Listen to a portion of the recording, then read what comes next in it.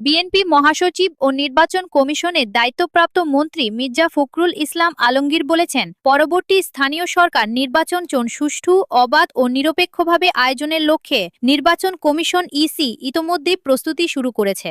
মঙ্গলবার ৩০ জুন জাতীয় সংসদে নওগাঁ ৬ আসনের সংসদ সদস্য শেখ মোহাম্মদ রেজাউল ইসলামের প্রশ্নের জবাবে এসব কথা বলেন নির্বাচন কমিশনের দায়িত্বপ্রাপ্ত মন্ত্রী মির্জা ফখরুল। ডেপুটি স্পিকার কায়সার কামালের সভাপতিত্বে প্রশ্নোত্তর পর্বে বিষয়টি উত্থাপিত হয়। তিনি বলেন, নির্ধারিত সময়ের মধ্যে একটি গ্রহণযোগ্য ও অংশগ্রহণমূলক স্থানীয় সরকার নির্বাচন আয়োজনের লক্ষ্যে প্রয়োজনীয় সব প্রস্তুতি নেওয়া হচ্ছে।